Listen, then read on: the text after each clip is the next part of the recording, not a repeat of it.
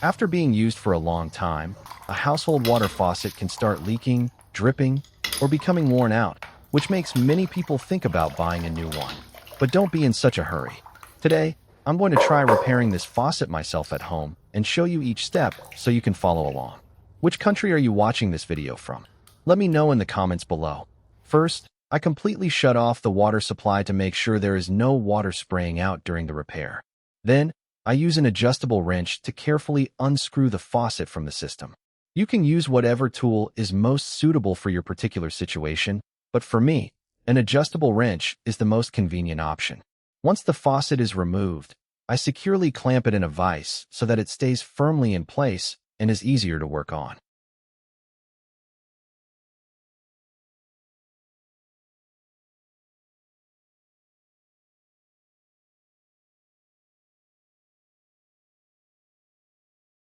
After securely clamping the faucet in the vise, I move on to the next step, heating the part that needs to be removed with a gas torch. I carefully move the torch around the threaded area, heating the metal evenly and just enough to make the internal connections easier to loosen. At this stage, everyone needs to be especially careful. Make sure you work in a well-ventilated area and keep the flame away from any flammable materials. Once the metal is sufficiently heated, I turn off the torch and wait for a moment to allow the heat to distribute evenly.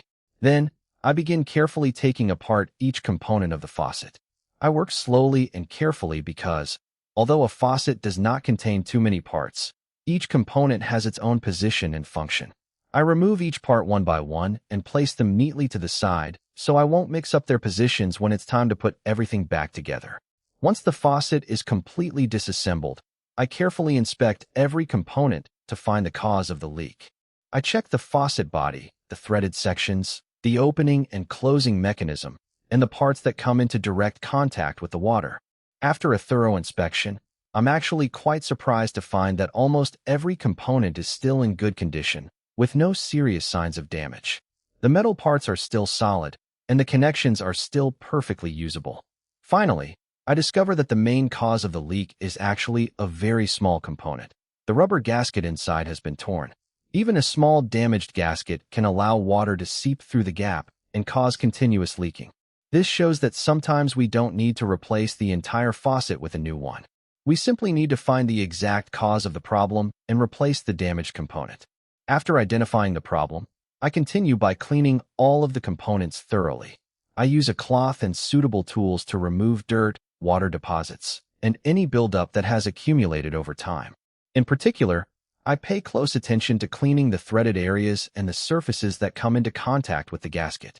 This will help ensure that all the parts fit together properly and tightly when I reassemble the faucet.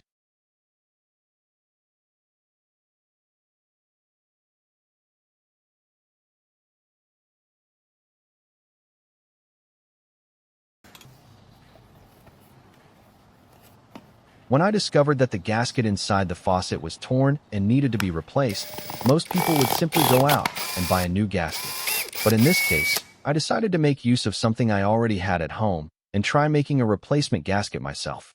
First, I prepared a plastic bottle cap that was a suitable size. Then, I used a drill to make a hole right in the center of the cap, making sure the hole was just the right size to fit the position where the gasket would be installed. Next, I used a pair of scissors to carefully cut around the plastic, creating a circular shape that was similar to the original gasket. I worked slowly and carefully because even a small mistake in cutting could make the size unsuitable.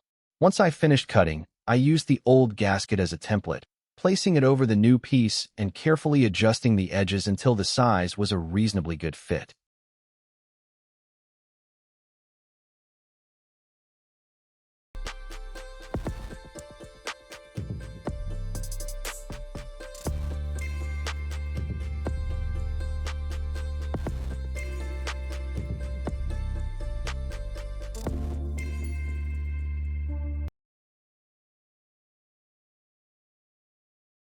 Once the homemade gasket has been shaped and I've checked that it fits properly, I move on to the next important step, reassembling the entire faucet.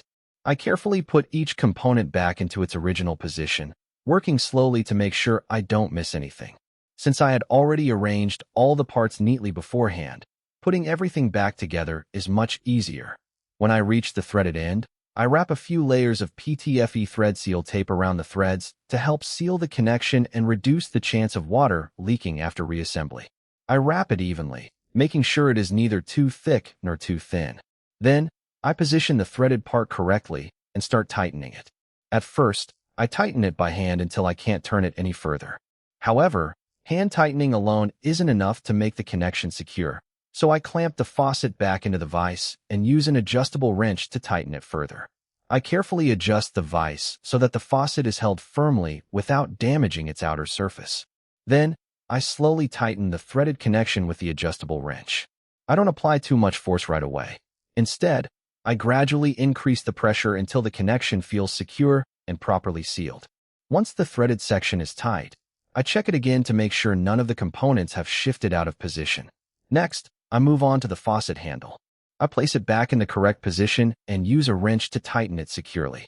Once everything is finished, I inspect the entire faucet from top to bottom, making sure every component is in the right position and nothing is loose.